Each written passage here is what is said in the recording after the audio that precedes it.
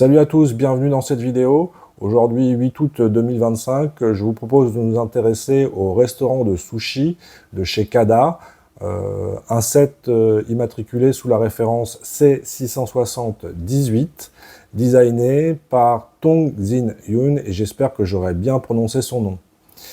Le livret d'instruction est le format utilisé habituellement par Kada, avec une couverture épaisse sur papier glacé, de bonne qualité. Néanmoins, du fait des tons utilisés pour les briques de ce set, il est parfois difficile dans les teintes brunes de faire la différence entre deux pièces identiques, ce qui peut générer quelques erreurs de construction.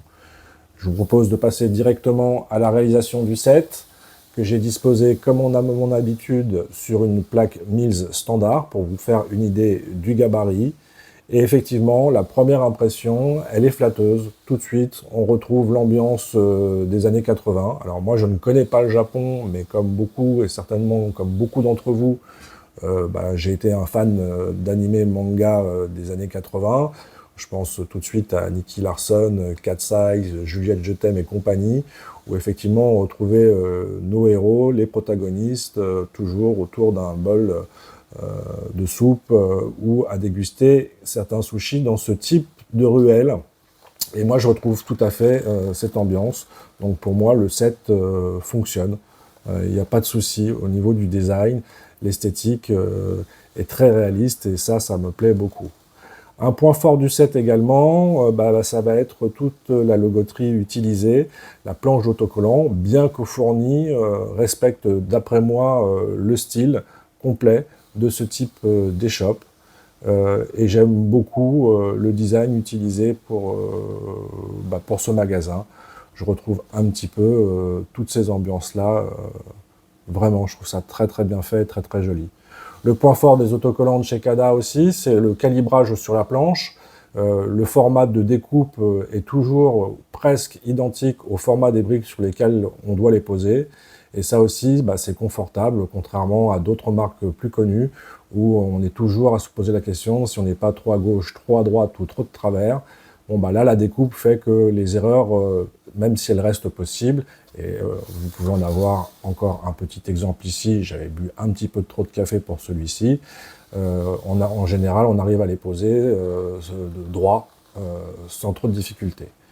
Le bâtiment se veut modulaire, mais c'est une fausse modularité, puisque vous allez le voir, ça s'ouvre sur l'arrière, le côté et le dessus, mais pas comme les modulaires classiques qu'on a l'habitude. Je vais essayer de le sortir sans tout casser, ce qui ne sera pas forcément évident. Hop, voilà. Je vais essayer de le poser le plus proprement, mais à une main, c'est compliqué. Et vous voyez, on développe la modularité en retirant le panneau arrière, le panneau de côté et le toit tout en même temps. À l'intérieur de la structure, à l'étage, vous allez trouver un appartement typique sur futon. Moi, j'aime beaucoup. Je trouve que le design est très très réussi. La technique du plancher aussi était intéressante, bien qu'un petit peu fragile. Il ne faut pas appuyer trop non plus. C'est structurellement pas très stable. Mais en revanche, le mobilier utilisé, encore une fois, les autocollants utilisés, les tons utilisés, moi je trouve qu'on est complètement plongé dans cette ambiance-là et que ça fonctionne, il n'y a pas de souci.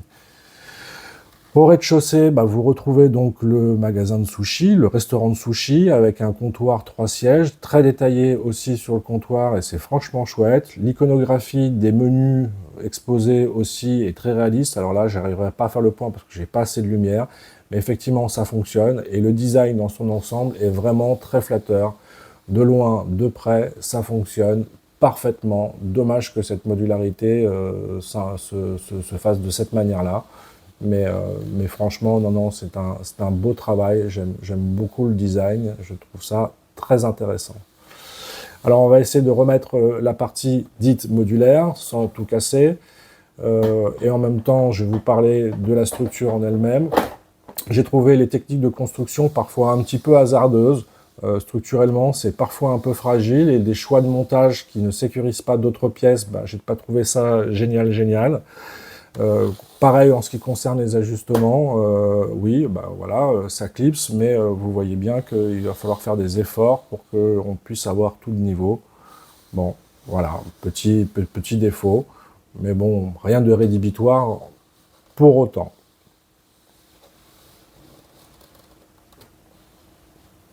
Donc un set qui tient toutes ses promesses et qui conviendra à tous les propriétaires de villes voulant intégrer un quartier aux couleurs orientales, asiatiques.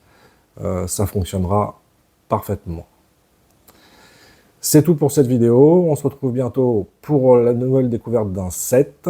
Je pense que la prochaine fois, ce sera un set Lego. Et je vous dis à très bientôt. Ciao, ciao!